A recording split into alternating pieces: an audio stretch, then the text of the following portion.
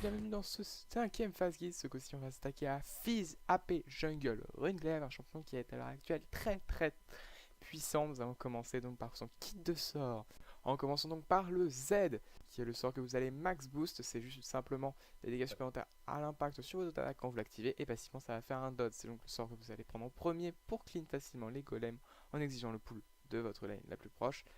Ce sera extrêmement pratique. Nous allons donc passer maintenant au deuxième, c'est le E. C'est tout simplement un jump en deux parties. Vous allez passer une fois en l'air puis rebondir. Pendant que vous serez en l'air, vous serez inciblable au sort. Donc c'est extrêmement pratique par exemple pour esquiver, comme ici par exemple je m'avance, l'écho vient sur ma tête et je E. Donc aussi un sort extrêmement pratique pour clean. Vous allez donc le prendre en deuxième pour clean les vresses. Vous allez donc pouvoir balancer un E et attaquer ensuite une fois les petites vresses pour pouvoir et bien du coup prendre moins de dégâts. Vous allez aussi pouvoir l'utiliser pour esquiver les auto-attaques des camps ennemis.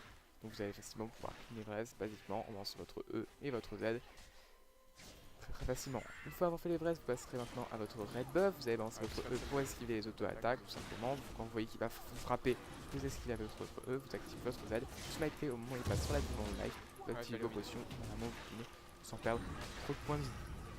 Nous allons maintenant passer au troisième sort, c'est donc le Q-Spell. Vous allez prendre au troisième level, c'est tout simplement un dash qui va activer les dégâts d'une auto-attaque, tout simplement. Ce sera extrêmement pratique pour gank, comme ici par exemple level 3.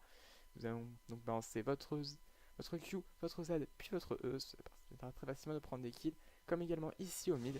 Je récupère facilement sur Yasuo, c'est pour ça qu'il est également essentiel de prendre un Midnight. Je l'ai normalement. Fizz et de se dispenser du flash.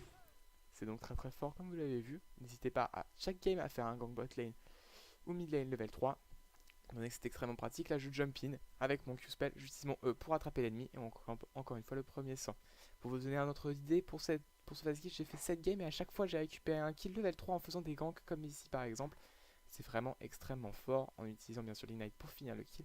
Et là on récupère même un doublé. Nous allons maintenant passer à l'ultimate. C'est tout simplement un fiche que vous avez balancé en ligne droite, c'est un skill shot qui va toucher qui va se mettre sur le premier ennemi et après quelques secondes ça va infliger des dégâts.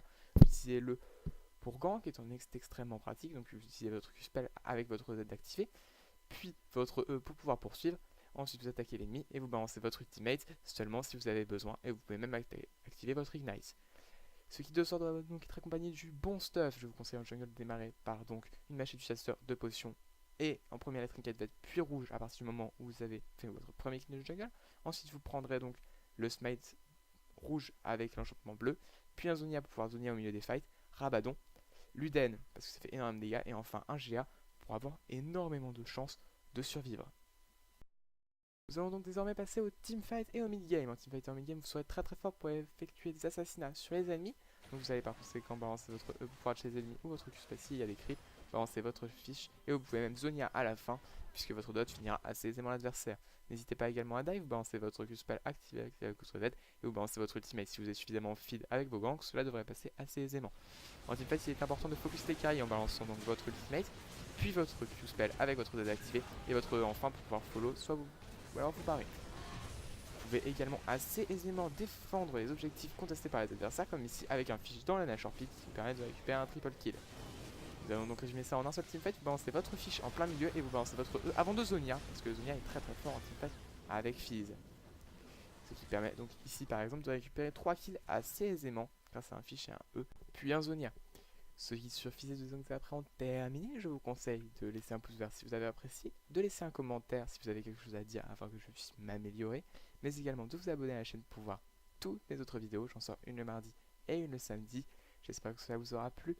Bonne journée à tous, bonne game, bonne ranked, au revoir.